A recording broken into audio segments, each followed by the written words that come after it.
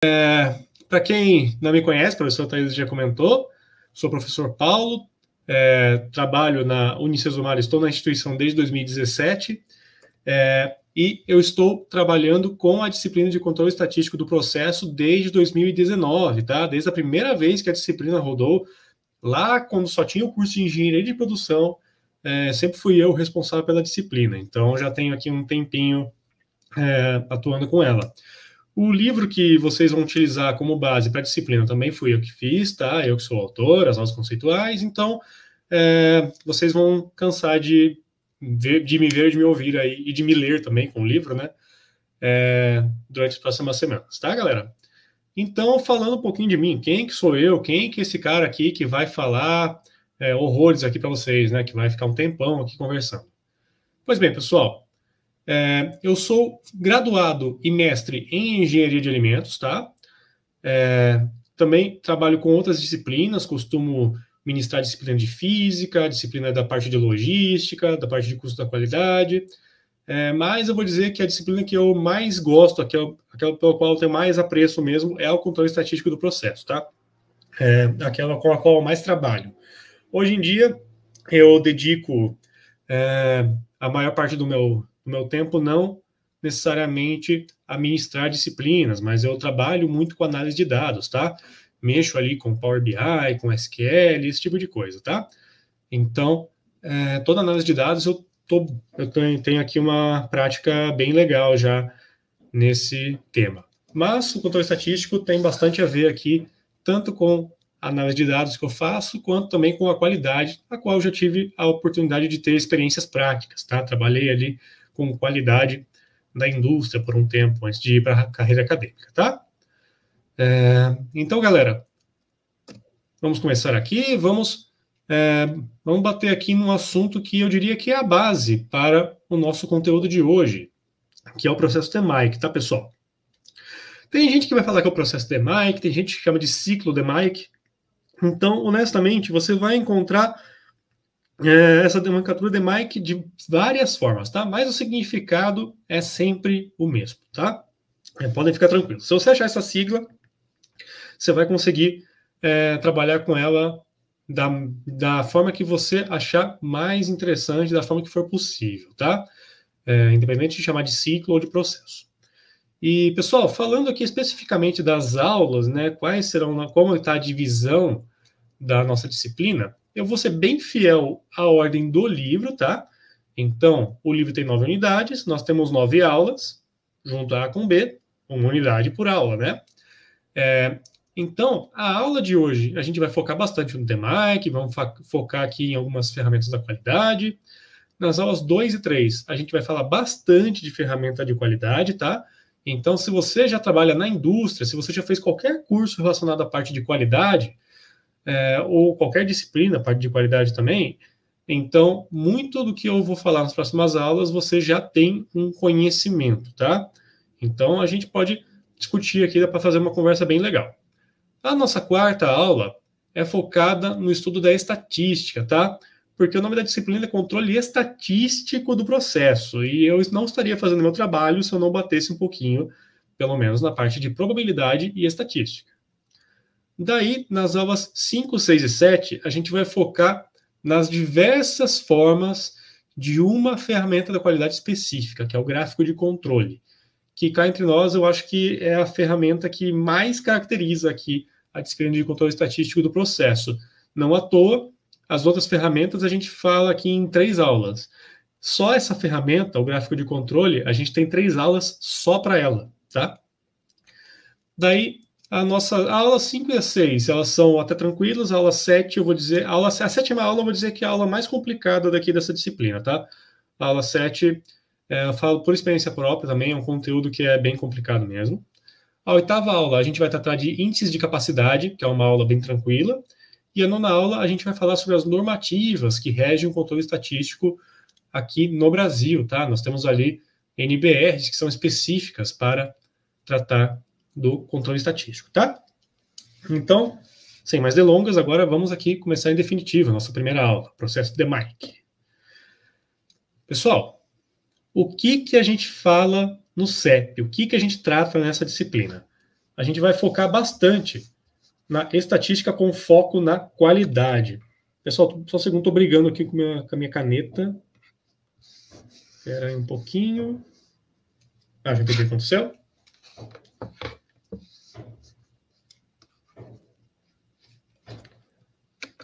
Oh, meu Deus. Agora sim. Pessoal, então, a nossa disciplina, a gente vai focar bastante na questão da estatística vinculada à qualidade, tá? Agora, o que é qualidade? Qual que é a definição de qualidade, pessoal? Olha, honestamente, essa é uma pergunta que eu odeio e que eu muitas vezes não vejo que existe uma resposta correta, tá? Porque o entendimento do que é qualidade vai variar de acordo com o indivíduo. Pode ser que para uma pessoa, quando for comprar um sapato, por exemplo, um sapato de qualidade seja um sapato cuja sola dure bastante tempo. Outro pode ser um sapato que a parte de cima, a parte superior ali do sapato, seja mais resistente. Ou então, assim, falando do meu ponto de vista agora, o professor de vocês adora colecionar camisa de time, tá? Tem um monte aqui. E para mim, o que é qualidade? O que eu sempre olho?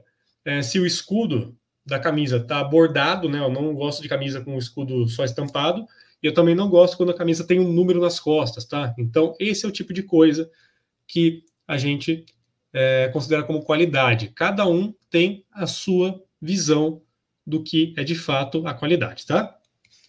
E por cada um ter uma definição, acaba sendo uma questão muito subjetiva, tá? Então, como que a gente vai tratar a qualidade de uma forma... como a gente vai analisar a qualidade se ela é uma coisa tão subjetiva? Então, pessoal, o CEP, eu vou falar, controle estatístico do processo é CEP, tá, pessoal? Vamos falar pela sigla aqui, tá?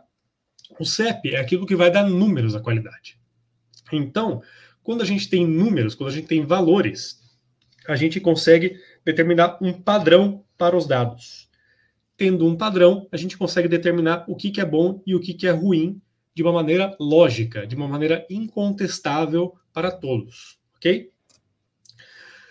Então, como que a gente vai focar hoje? Como que a gente vai começar a trabalhar para tentar padronizar a questão da qualidade? Pois bem, a gente vai começar hoje falando das etapas do nosso ciclo DMAIC. O que é o ciclo DMAIC, galera? O ciclo vai ser a sequência de etapas que vai organizar a resolução de problemas, tá?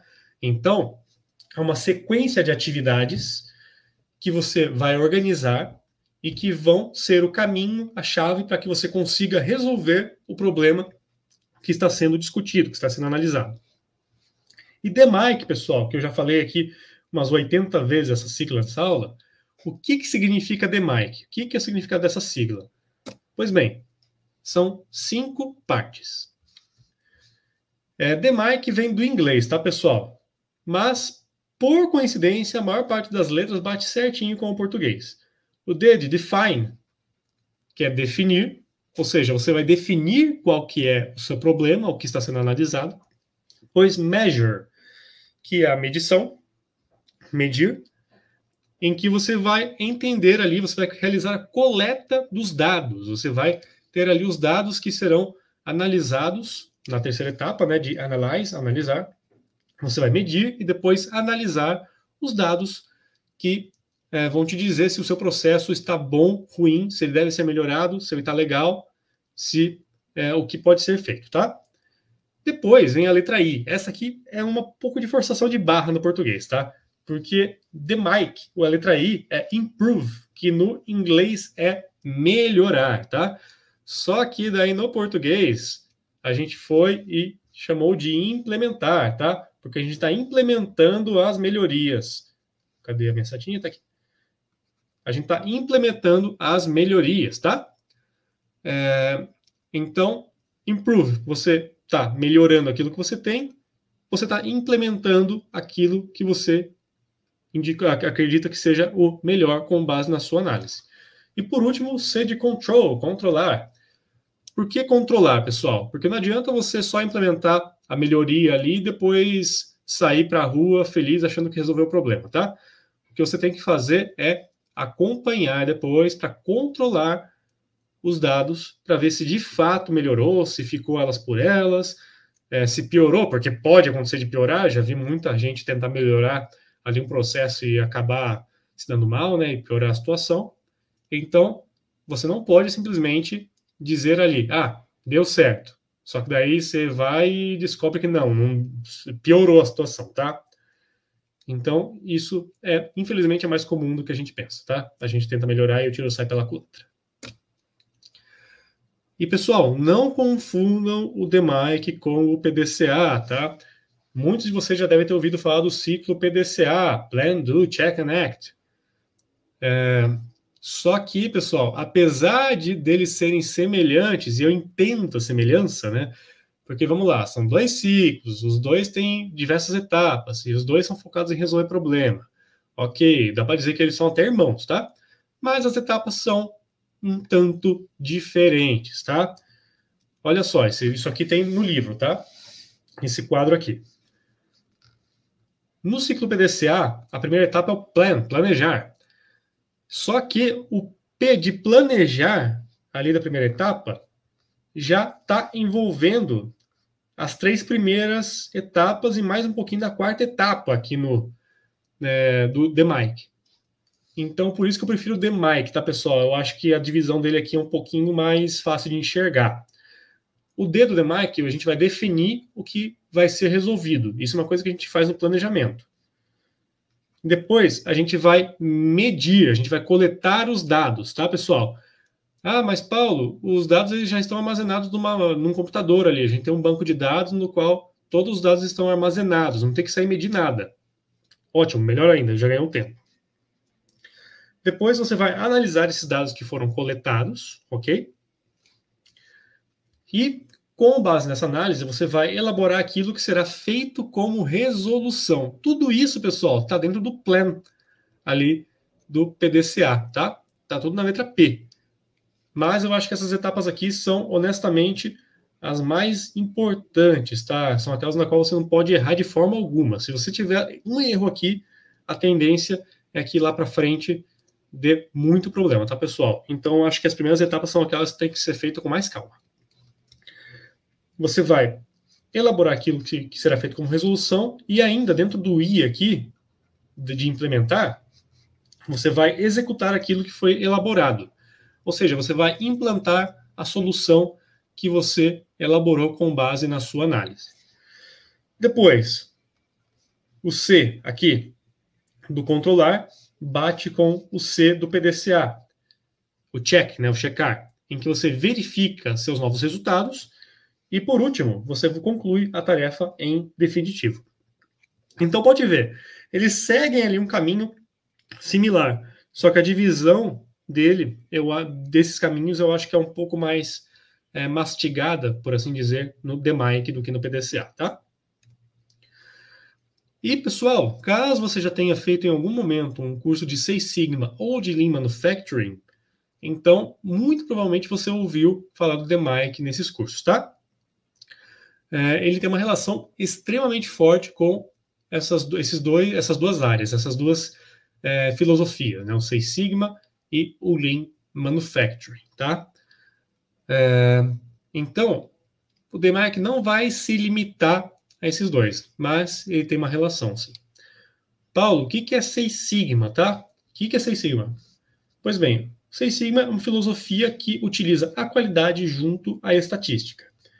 A finalidade do Six Sigma é reduzir o desvio padrão entre os dados, ou seja, fazer com que os dados tenham uma variação menor, ao ponto de que uma variação de 6 desvios padrão permaneça dentro do aceitável. O que é desvio padrão? Desvio padrão, eu vou explicar de uma maneira um pouco mais detalhada na nossa 4ª aula, mas falando de uma maneira breve aqui, é o quanto os seus dados variam entre eles, ok? Quanto menor for a sua variação, melhor é o seu processo, tende a ser o seu processo, ok? Dentro do Six Sigma, a intenção é que você tenha quase 100% dos seus itens dentro do aceitável. Por que quase 100%? Porque é impossível você ter 100% dentro daquilo que é desejado, tá? Sempre vai ter aquela coisinha que vai dar errado. E por que quase 100%? 99% é bom o suficiente? Vai depender muito, tá? Por exemplo, se 99%, vamos supor aqui, deixa eu pensar, se 99% das vendas de uma loja forem registradas de maneira adequada no sistema, então a tendência é que isso esteja muito bem, tá? Porque agora, vamos supor que a gente esteja falando de uma produção em massa, de latas de cerveja, por exemplo. Você vai estar produzindo ali 1 milhão de latas. Desse 1 milhão, 1% é o quê? 10 mil. 10 mil latas com erro, pessoal. Isso seria muita coisa, tá? Então tem que ter todo um cuidado aí para a gente pensar. 99% não necessariamente é muita coisa, tá? Vai ser uma questão muito relativa. O Seis Sigma tem aqui a intenção de fazer com que 99,99998% dos itens fique dentro do aceitável, tá? Então, olha só o quanto é importante essa diferença aí. 99% parece lindo na teoria, mas na prática, às vezes, 99% não é bom o suficiente, tá? Que nem eu comentei, vai ser impossível você ter 100% dos resultados dentro do aceitável. Nem mesmo o pessoal que criou o Seis Sigma lá na Motorola, nos anos 80, conseguiu atingir essa escala, tá? De fato, eu acho que eu nunca vi na prática uma empresa atingir o Seis Sigma. Eu vi chegarem perto. Eu já vi atingir em 5 Sigma, mas 6 Sigma, rapaz, é muito difícil. E em conjunto ao 6 Sigma, que depende das ferramentas que a gente vai discutir daqui a pouquinho, a gente tem a filosofia Lean Manufacturing. Essa aqui foi criada pela Toyota, tá? Que foca na redução de desperdícios. Você quer fazer mais com menos. Menos o quê? Menos tempo, menos ações, menos matéria-prima e assim por diante. Quais são os desperdícios que a gente tem ali dentro do Lean Manufacturing, dentro da filosofia do Lean Manufacturing? Nós temos os chamados 7 desperdícios. O primeiro desperdício, pessoal, é o tempo, tá? O tempo está aqui. O que é desperdício de tempo? Ações inúteis que tomam tempo. Então, pode muito bem acontecer de você estar numa linha de produção ali e ter uma etapa que acaba... você tem que levar uma peça de um setor para outro. E esse setor fica ali do outro lado da empresa. Para que vai ficar do outro lado da empresa se os dois dependem diretamente um do outro? Então, não seria mais interessante ter as duas coisas próximas umas às outras? Essa é a questão do tempo, pessoal, desperdício de tempo. A gente poderia estar fazendo em 10 segundos algo que é feito em 1 minuto, às vezes, porque você tem que fazer todo um trajeto para levar essa peça do ponto A para o ponto B. Desperdício de movimento. O que é o desperdício de movimento, pessoal?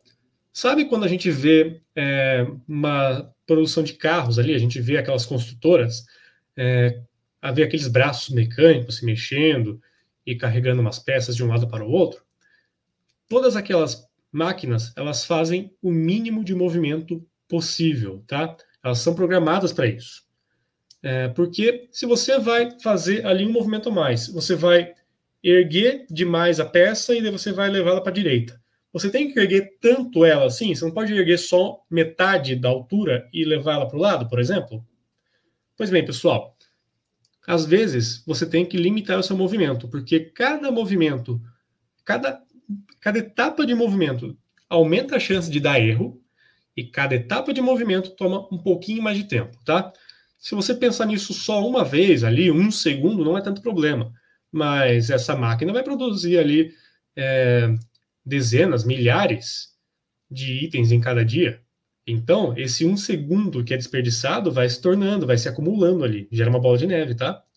Então, tem que ter todo um cuidado aí com os movimentos. A etapa de processamento, esse aqui que eu sempre dou uma brincada, porque vai lá, a empresa produz ali um carrão ali bonito e vai e coloca embrulha um laço cor de rosa ao redor do carro, né? E deixa ele super bonito ali. galera, essa etapa aí do laço não gera valor nenhum, tá? É só um enfeite mesmo, não está trazendo nada, não está agregando em nada. Então, muitas vezes, esse desperdício de processamento, você acaba fazendo mais, sendo que não está agregando em nada, você só está perdendo tempo com isso, tá? Então, é desperdício de processamento, você está fazendo algo que não está gerando valor algum. Os defeitos também são um desperdício, porque eles geram retrabalho. Você tem um defeito ali, o defeito vai voltar para você depois, você vai ter que refazer aquilo que deu errado. Então, se for fazer certo, tenta fazer já de primeira, tá? Eu sei que às vezes vão acontecer alguns erros, isso é inevitável, mas faça o melhor possível para você conseguir acertar de primeira. Isso aí evita retrabalho. Estoque, desperdício de estoque. O desperdício de estoque, pessoal, é o espaço mal aproveitado. Primeiro que não é adequado você ter muito estoque normalmente. E segundo, se você for ter estoque, aproveita o melhor possível o seu espaço. Muita gente vai ali armazenar alguma coisa na parte do estoque, e daí a gente olha para uma sala. Muita gente lembra que a sala tem largura e comprimento, mas esquece que tem altura. Então o pessoal, ao invés de empilhar as coisas, vai espalhando pelo chão. Quando, na verdade, se você utilizar a altura ao seu favor, você acaba ganhando espaço no chão, tá? Então, isso é um desperdício de espaço, tá, pessoal? Isso é importante ter esse cuidado. Transporte entra naquela questão do layout que eu falei mais cedo, que dois pontos ficam muito separados. Se for um layout mal planejado, vai dificultar o movimento. Então você tem que fazer com que o seu layout, a distribuição das suas máquinas, dos seus itens, do seu estoque, fique a melhor possível para que a movimentação ocorra da maneira mais fluida possível, tá? E claro, desperdício, a superprodução, em que tem excesso de produção, vai gerar um estoque desnecessário, e por gerar um estoque desnecessário, você vai acabar, eventualmente, perdendo esses produtos que foram produzidos, porque pode ser que eles estraguem, né? Na indústria de alimentos, isso aí é um pecado gigantesco, tá? E esse excesso de produção vai acabar ocupando mais espaço do que deveria também, tá? E se o produto estragar, você desperdiçou matéria-prima, tempo e, enfim, você desperdiçou um monte de coisa que você poderia ter usado de uma maneira muito mais adequada. Então, tem que produzir ali da maneira que for previamente planejada, nem muito, nem pouco. Exatamente aquilo que vocês tiverem planejado. Claro, sempre considerando uma margenzinha de erro ali, né? Não adianta cravar uma quantidade, sempre tem que ter uma margem ali para trabalhar. Então, pessoal, o DMAIC, ele é utilizado para a gente montar o plano de redução do desperdício. E, claro, esse plano pode envolver um ou mais desses desperdícios. A gente pode montar um plano ali para que esses desperdícios sejam tratados, para que a gente consiga melhorar ali a nossa linha de produção e gastar menos tempo, movimentar menos, gerar menos estoque, menos defeitos, ok? Então, isso é uma possível aplicação do DMAIC. Não é a única, muito pelo contrário, tá? Mas essa aqui é uma aplicação muito legal, que é você realizar um projeto para reduzir o desperdício, seja de tempo, seja de estoque, seja de movimento, seja de produção. E, como sempre, vai ter gente que vai confundir o Lean com o Six Sigma, tá? Claro, eles vão andar juntos. Inclusive, tem muita gente que encontra por aí o curso de Lean Six Sigma. Pessoal, eu não sou a favor de fazer o curso de Lean Six Sigma, tá? Eu sou a favor de fazer os cursos separadamente, porque a união deles é bem clara e você consegue trabalhar com os dois ao mesmo tempo, só que eu acredito que seja mais interessante você aprender um de cada vez, tá? Se você aprende um de cada vez, você aprende melhor, absorve melhor a ideia de cada um e daí você consegue unir eles depois na prática, tá? O Lean e o Six Sigma são parecidos não, eles podem andar juntos, mas eles não são iguais, tá? A diferença é grandinha. Agora falando sobre cada uma das etapas do DMAIC. Deixa eu dar uma olhadinha aqui. A gente tem mensagem no chat? Não temos muita gente interagindo aqui. Boa noite para o pessoal que cumprimentou aqui no chat. Vamos lá, pessoal. Falando sobre cada uma das etapas do DMAIC. Cada uma delas vai ter uma série de ferramentas diferentes. No D de definir, a gente vai fazer a definição do nosso problema, né? Do resultado que a gente quer atingir, de qual vai ser a equipe que vai trabalhar no projeto, qual que vai ser o tempo de execução do projeto. Todas as próximas fases do DMAIC vão depender daquilo que a gente definir aqui na etapa do D, beleza? Quais são as ferramentas que a gente pode utilizar aqui no definir? Eu gosto muito do diagrama CIPOC, pessoal. O diagrama CIPOC, mais uma sigla em inglês aqui, ele é um diagrama bem simples e eu acho ele visivelmente assim fantástico, tá? É muito legal porque você consegue resumir todos os pontos-chave em um pequeno diagrama. É uma tabela com 5 colunas que vai ter aqui os suppliers, que são os fornecedores, os inputs, que é tudo que entra na produção, matéria-prima, por exemplo, process, que é o processo, as etapas de processamento, os outputs, que são a saída, né, o que gera no nosso processo. Ah, gera o produto final. Legal. E o que mais? Pode ser que gere ali algum desperdício, por exemplo. E, claro, clientes. Quem que são os clientes para os quais a gente vende? Então, isso aqui é um exemplo, pessoal. Olha só. O CIPOC para a produção de shampoo. Quem são os nossos fornecedores, que são os suppliers? Aqui eu não entrei em detalhes, tá, pessoal? Falei que tem empresa A, empresa B e empresa C, que são aquelas que nos fornecem matéria-prima para a gente produzir o shampoo. Quais são as entradas? Quais são as matérias-primas que a gente utiliza na produção do shampoo? Isso a gente vai colocar aqui no I, okay? Que são os inputs, as entradas. Então, o que tem de matéria-prima? Água, detergente, a fragrância, o espessante, o conservante. Eu não conheço a fundo a produção de shampoo, tá, pessoal? Então, estou fazendo de uma maneira bem resumida aqui. Se alguém trabalha numa empresa da área e quiser complementar aí no chat, fica à vontade, tá? Depois vem o P, que são as etapas do processo da produção do shampoo, né? Então, o que a gente faz? A gente mistura a parte da matéria-prima, ou toda ela, depende de como é o plano de produção. Depois ocorre o resfriamento, depois ocorre a embalagem, né? Tem toda ali uma linha de produção que vai fazer o resfriamento e a embalagem do shampoo que foi produzido. Quais são os outputs? Quais são as saídas que nós temos aqui na nossa produção? A gente tem o produto final, o shampoo, claro, isso aí é óbvio, né? Mas também tem produtos defeituosos, tem aqueles produtos que saem com defeito e que podem ou não ser reaproveitados, né? Se não tiver acontecido alguma coisa muito drástica com o produto em si, com o shampoo, de repente você até consegue aproveitar ali a matéria-prima, né? Você consegue voltar ela ali e embalar de novo, por exemplo. Não é que foi só a embalagem que deu algum problema. E, claro, resquícios reaproveitáveis. Às vezes, sobra algum resquício ali que você consegue aproveitar na próxima linha de produção, por exemplo. Ou então, foi produzido algum item ali que você acabou vendendo ele para alguma outra empresa interessada. Um exemplo que eu fui aprender esse ano, na verdade, é que na produção de vinho fica uma espécie de sal ali ao redor nos barris, né, quando está o vinho fermentando. Esse sal que fica ali nos barris é o chamado sal de frutas, e ele é vendido para as empresas, que nem, por exemplo, o Eno, o Estomazil, tá? Esse é o tipo de coisa que é um resquício reaproveitável. Você pode vender isso aí para outra empresa e uma coisa que você acabaria só jogando fora, porque isso não vai dar para nada, no final você acaba até conseguindo lucrar. Então, bacana, né? Aprendi isso aí esse ano numa vinícola. E por último, seus clientes, que são as redes de supermercado, salões e seja lá quem mais comprar o seu produto final, tá? Cada empresa, cada tipo de empresa tem um CIPOC diferente, mas a estrutura é sempre essa aqui e pode ter o tamanho que vocês quiserem, tá, pessoal? Pode ter quantos itens forem necessários.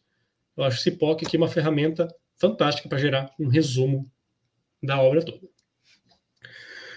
O CIPOC vai gerar uma visão bem ampla e bem simples do processo, aquilo que eu já falei. E mesmo sem a gente estar falando do DMAIC, o CIPOC por si só já é legal para você utilizar no seu dia a dia, tá? É muito legal que você tenha ali um CIPOC na parede da sua empresa, por exemplo, para você entender os processos como um todo, tá? Segunda etapa é a medição, na qual ocorre a coleta dos dados. Tem muita empresa que já tem os dados armazenados, tem ali um banco de dados no qual você consegue trabalhar. Eu mesmo trabalho ali com análise de dados, então eu não preciso me preocupar muitas vezes em coletar os dados. Às vezes eu preciso fazer uma pesquisa ali para coletar, mas geralmente O que eu faço é ir ali no banco de dados, escrever ali uma pesquisa dentro do banco e pronto, eu consigo trazer para mim os dados que eu quero.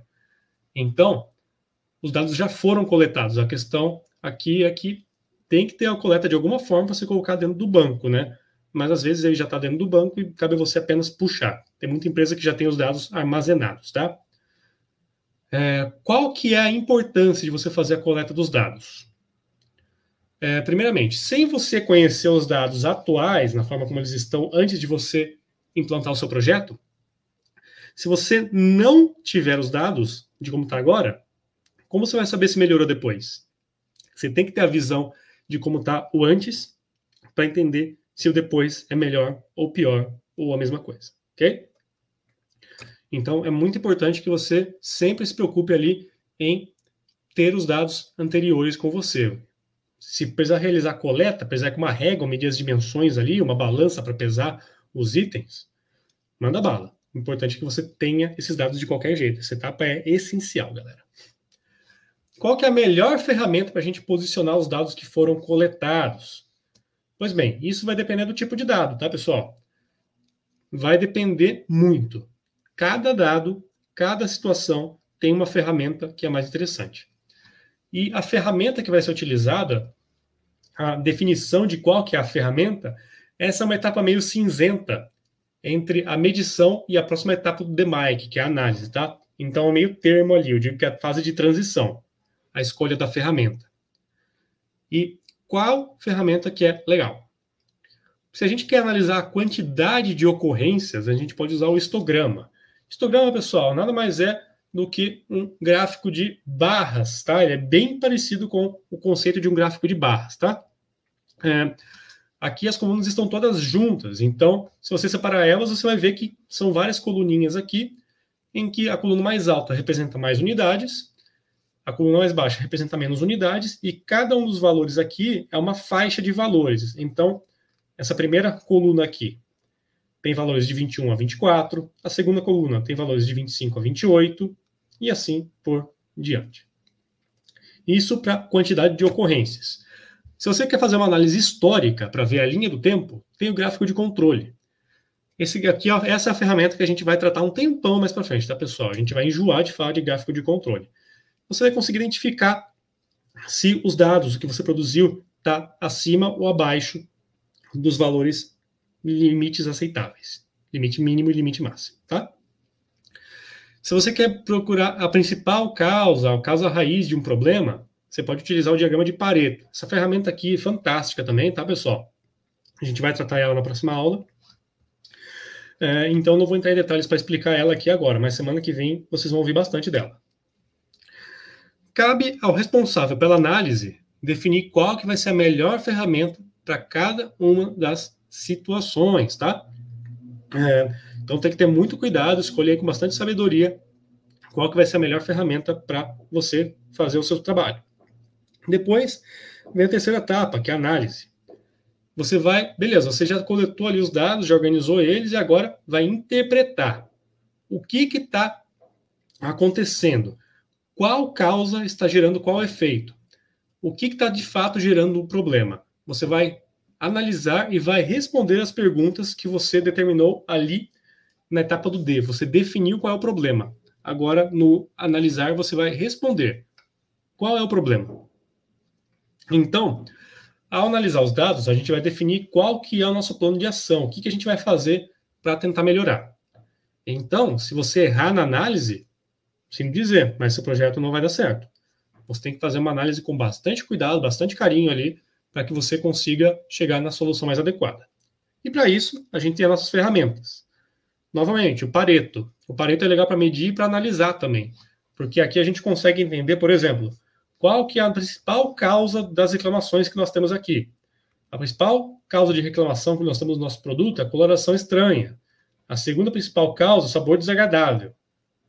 Se a gente quer reduzir a quantidade de reclamações, é só bater nessas duas causas aqui, que elas sozinhas representam mais de 60% dos dados aqui, segundo minha reta perfeitamente desenhada. Então, de repente, compensa você bater ali em uma ou duas causas que você já resolve a maior parte daquele que é o seu problema que foi definido ali no começo do seu projeto. Depois, a gente tem o histograma, novamente, para analisar as frequências, né? A gente consegue entender em qual faixa de valores vem acontecendo com mais frequência uma determinada situação, um determinado problema, por exemplo.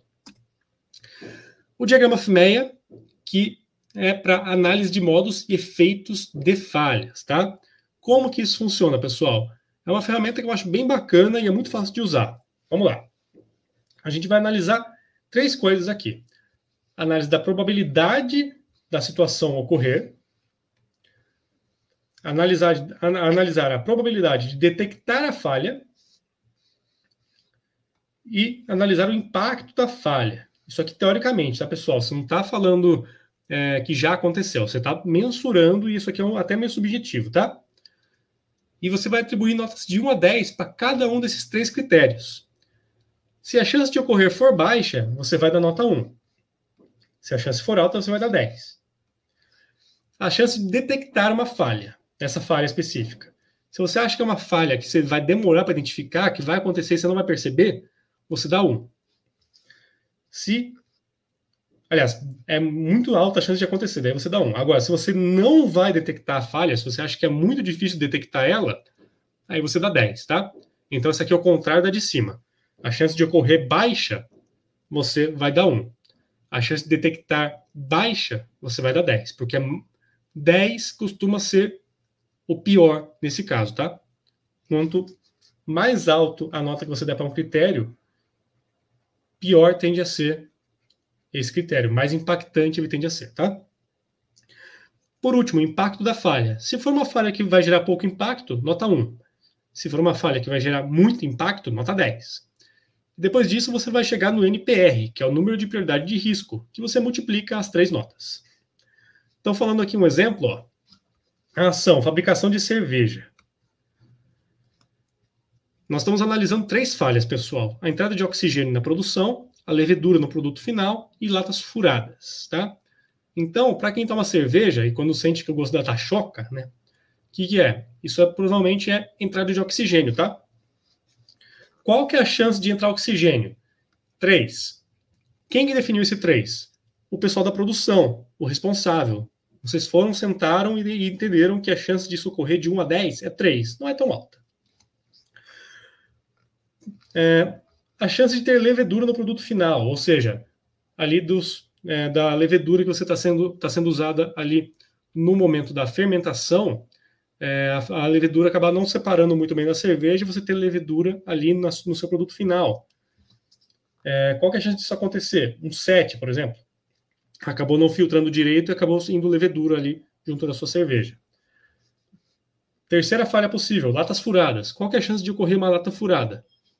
Pode acontecer de vir um lote ali com algum problema e as latas virem com furinhos. Então, nota 5. A chance de ocorrer é 5. Agora, o efeito de cada uma dessas falhas. Qual que vai ser o problema que cada uma delas vai gerar? A entrada de oxigênio faz com que seja gerado um gosto ruim do produto final. Qual que é a chance de você detectar o gosto ruim no seu produto? Altíssima. Você vai fazer degustação, você vai entender. Pô, tá ruim mesmo, hein? Beleza, nota 10. Muito fácil de detectar. Agora, se você tiver levedura, qual que vai ser o efeito que vai acontecer? Seu produto final vai ficar turvo. Ele vai ficar com uma aparência estranha, ele não vai ficar transparente, né? Então, nesse caso, qual que é a chance de detectar? Se você olhar, você consegue perceber. Vamos dar um 8 aqui, então, porque às vezes é meio difícil. Agora, a lata furada. O que vai acontecer com a lata furada? Qual que é o efeito dessa falha? Faz com que vaze cerveja e o volume acabe sendo reduzido ainda dentro da lata. A chance de detectar, 6, porque isso é difícil da gente pegar mesmo às vezes, tá? Às vezes o furinho é tão pequeno que vaza muito devagar e você não percebe. Por último, o impacto de cada uma dessas falhas. Entrar oxigênio vai gerar um gosto ruim. E qual que vai ser o impacto disso? Cliente desgostoso com o produto. O cliente não vai gostar, isso aí vai gerar reclamação. Então, o impacto disso, de 1 a 10, é um 9. Levedura no produto final. O cliente está preocupado com a aparência. O cliente vai ver ali que ficou ruim a cerveja, a cor dela, você vai olhar e falar: Ah, não sei se eu vou tomar isso aqui não, hein? Então, o impacto disso, 8. Porque ele vai deixar de comprar se ele ver que não está bonito ali, né? A lata furada, qual que é o impacto? Reclamação de cliente lesado. Qual que é o impacto disso? 5, vai. Então, você vai multiplicar os valores que você teve para cada uma das falhas aqui. 3 vezes 10 vezes 9, 270. 7 vezes 8 vezes 8, o NPR da levedura é 448. Lata furada, 5 vezes 6 vezes 5, 150. Então, qual dos 3 problemas tem que ser priorizado? Aquele que tiver o NPR mais alto, que é a levedura. Ok? Então, isso é o tipo de coisa que o FIMEA vai nos dizer. Tá? E claro, as notas elas nunca são atribuídas sozinhas, né? Você tem que fazer toda uma discussão ali, não adianta você pensar nisso sozinho. A quarta etapa é a implementação da melhoria na qual vocês concluíram que seria a mais adequada. Você foi, entendeu qual que é o problema, analisou, entendeu ali, beleza, então vamos aqui implantar a nossa melhoria a partir de agora. Qual que é a solução que a gente vai utilizar? Quem que vai decidir a solução? A resposta disso é todos os envolvidos, pessoal. Todo mundo que está envolvido ali no processo tem que sentar e discutir qual que é a melhor, perdão, a melhor solução para cada um dos casos. Então, o brainstorming é uma boa pedida para essas horas, tá, pessoal? O pessoal sentar ali, discutir e entender com o ponto de vista de cada um, desde o cabeça alta da empresa até o chão de fábrica, que esteja envolvido com o processo. Qual que é, de fato, a solução mais adequada. E o 5W2H vai nos dar as informações sobre cada uma das ações. Isso vai ajudar aqui a gente a organizar a implementação da solução, vai tornar a coisa um pouco mais fácil, tá? Porque a gente vai ter mapeado o momento, o que vai acontecer, quem vai fazer da maneira mais linear possível. Então, a gente identificou que teve problema ali, no filtro ali, na questão da levedura, né? Tá tendo levedura ali no produto final. O que a gente vai fazer para solucionar isso aí? A gente vai trocar o filtro ali na produção. Quem que vai trocar o filtro? O operador José. Onde que ele vai fazer essa troca? Em qual parte? No setor de maturação. Ele vai ali na maturação e vai trocar o filtro para que consiga filtrar a levedura. Quando que isso vai acontecer? No dia 13 de janeiro. Por que vai acontecer? Para corrigir o problema da turbidez. Como que vai ser feito? Vai ser desmontado o encanamento e vai ser colocado ali, posicionado o novo filtro. E quanto que vai custar toda essa ação? R$150, que é o preço do filtro novo, só isso. Então, muitas vezes o 5W2H dá um pouquinho mais de discussão para montar, ok? Isso aqui foi feito de uma maneira bem dinâmica para a gente apresentar em aula, mas a estrutura é bem essa mesmo, tá, pessoal? E por que 5W2H? Porque está respondendo 7 perguntas em inglês. 5 começa com W e 2 começam com H, ok? Então aqui está o termo em inglês e em português para cada uma das perguntas, tá? E eu sempre recomendo seguir essa ordem que eu coloquei aqui, do o que vai ser feito, quem vai fazer, onde vai fazer, quando, por que vai fazer, como vai fazer e quanto custa. Eu acho que essa é a ordem mais adequada, tá? Em especial, começar sempre pelo que aqui, tá, pessoal? Eu acho que é muito interessante porque você já sabe exatamente qual que é a ação. A primeira coisa que você tem que saber é a ação, tá? O restante você vai desenhando ali em seguida. A última etapa é o controle, controlar aquilo que você implementou. Depois que você fez, tem que ver se está fluindo bem, né? Não adianta você largar, que nem eu comentei mais cedo. Foi, fez, deixou ali rodando. Não, você tem que entender ali se está de fato funcionando. As ferramentas que você vai usar aqui no controle vão ser exatamente as mesmas que você usou no M ali, na medição. Por que você tem que usar as mesmas? Se você tem ali os dados da medição, você não pode simplesmente trocar a forma de medir após a realização só porque mudou ali o resultado. Você tem que medir do mesmo jeito, porque você tem que ter exatamente o mesmo critério para conseguir comparar os valores e dizer que eles estão ali juntos e que eles estão melhores ou piores do que eram antes, tá? Você tem que ter exatamente o mesmo método de medição e de análise para entender se de fato houve uma melhora, tá? Então, a etapa de controle usa a mesma ferramenta que você usou na medição, ok? Pode ser, é claro, pessoal, eu já comentei, pode ser que o resultado piore. Isso aí, infelizmente, é normal. E não tem problema em voltar ao sistema anterior ou procurar por um novo, tá? você tem que ir atrás da melhoria contínua. Ah, falhou uma vez? Faz parte. Infelizmente faz parte. Não dá para ganhar todas, né? Mas se você sentiu que houve alguma melhora em algum critério, algum quesito, porque, por exemplo, você está tendo os mesmos resultados, mas você está gastando menos com isso. Então isso já é uma vitória, ok? Então, você tem que analisar vários quesitos ali para entender se de fato houve uma melhora, se piorou e assim por diante. O que importa, né? Gastar menos ou melhorar a qualidade do produto, ou os dois? Então, vai aí do ponto de vista de cada um, tá? Eu acho que é errado você piorar a qualidade do produto gastando menos para produzir. Mas agora, se você vai gastar menos para ter a mesma qualidade, isso é bacana, bom para vocês, tá? E se você gastar menos e melhorar o produto, aí sim, cara, aí está feito para a vida. Beleza?